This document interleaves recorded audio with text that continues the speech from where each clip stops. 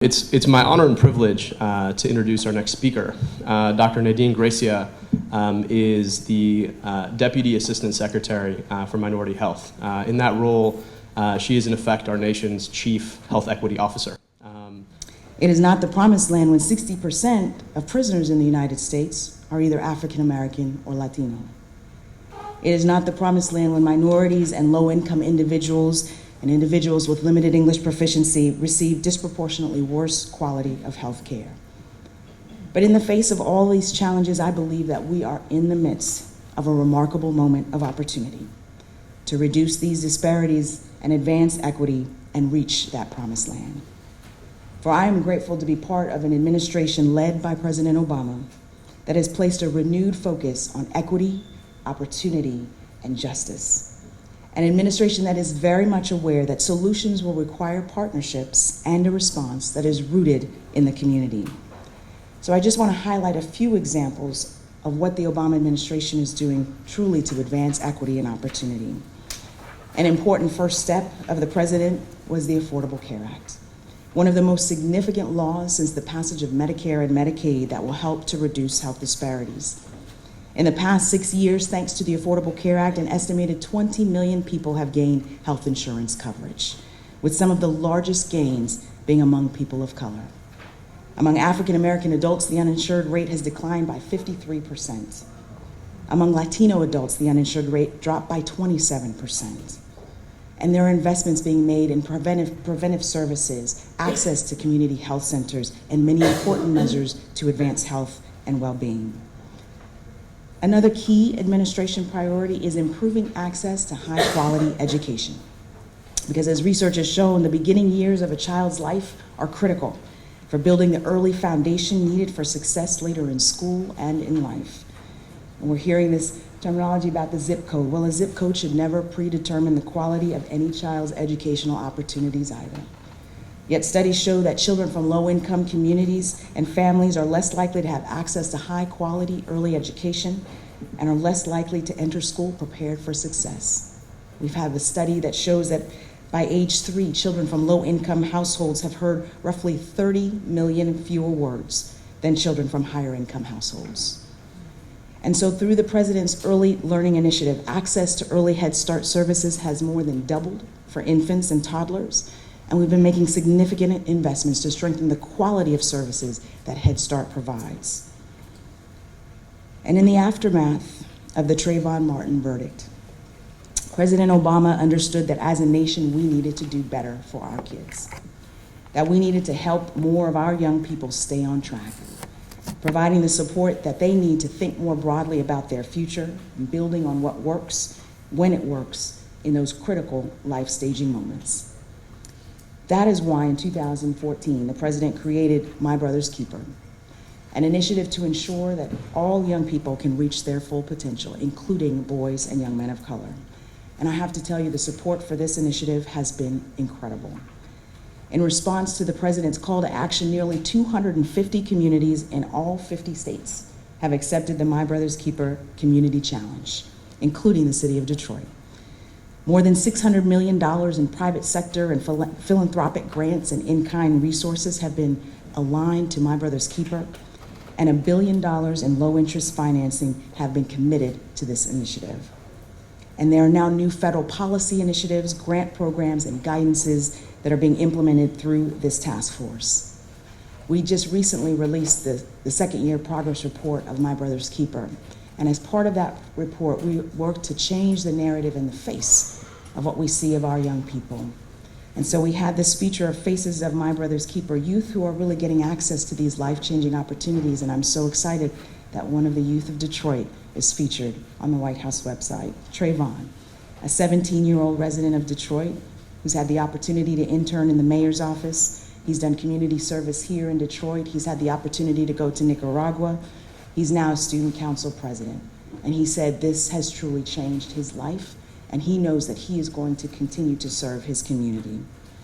My Brother's Keeper is catalyzing our actions as federal agencies to break down the silos and forge innovative partnerships to address long-standing barriers and obstacles to opportunity.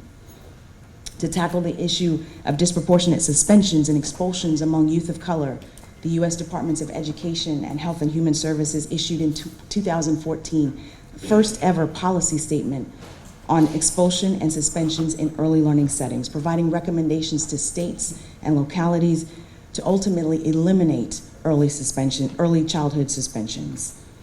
To stem the tide of homicide as a leading cause of death among youth and young adults of color in the United States, our office, the Office of Minority Health, and the U.S. Department of Justice launched the Minority Youth Violence Prevention Grant Program, bringing together public health and law enforcement to address youth violence through a public health framework and not solely as a criminal justice issue.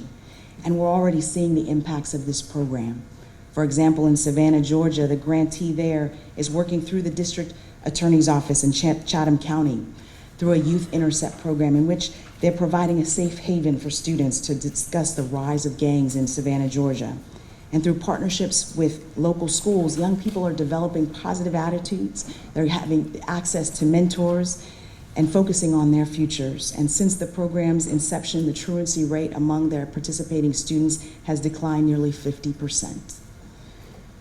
Beyond My Brother's Keeper, we're also seeing these types of interagency, multi-sectoral collaborations flourish, such as between the U.S. Departments of Transportation and Health and Human Services to improve community design and foster safer neighborhoods as part of the U.S. Surgeon General's call to action to promote walking and walkable communities, a national campaign that can help to significantly reduce the risk of heart disease and diabetes, some of the key chronic diseases that are impacting our nation, as well as promoting emotional well-being.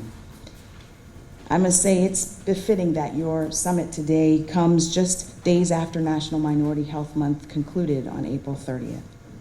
This year's theme was Accelerating Health Equity for the Nation, in recognizing that the progress that has been made, but also thinking about where we are going. As a nation, we know that we're experiencing rapid demographic shifts of our U.S. population, where it's projected that by 2044, the U.S. population will be comprised predominantly of racial and ethnic minorities. We're seeing tremendous growth of the cultural and linguistic diversity of our nation. And with the significant economic costs of health disparities, we must accelerate our efforts to achieve health equity. And that means that while access to quality, affordable health coverage is important, it's not sufficient, and that we must work collectively as a society to assure the conditions in which people can be healthy. So as part of our commemoration of National Minority Health Month, we hosted a health equity forum in Washington, D.C.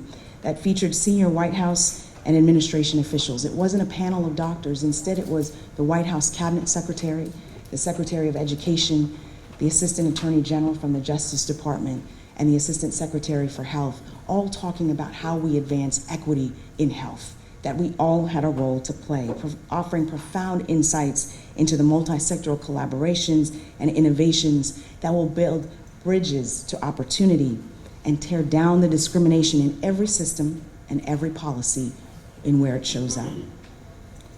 But I challenge us that the theme of accelerating health equity for the nation should not just be the theme for National Minority Health Month during the month of April.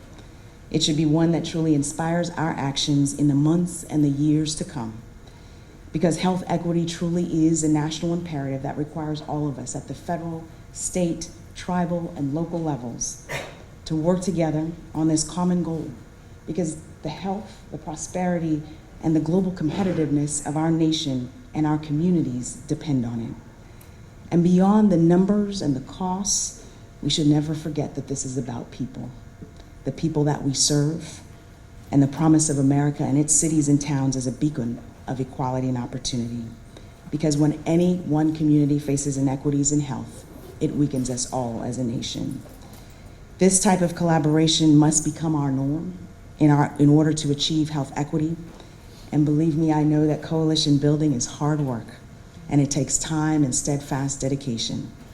Furthermore, the road to equity is not an easy one, and progress can often feel out of reach. But I am so inspired and so encouraged by this room today, and I look forward to seeing what this city will do as that beacon of light. And I leave you with this encouraging vision of the possibilities set forth by President Obama, in which he said, "The long arc of progress, progress that is never assured Never guaranteed, but always possible. Always there to be earned. No matter how stuck we might seem sometimes, no matter how divided or despairing we may appear. Progress, so long as we're willing to push for it, so long as we're willing to reach for each other.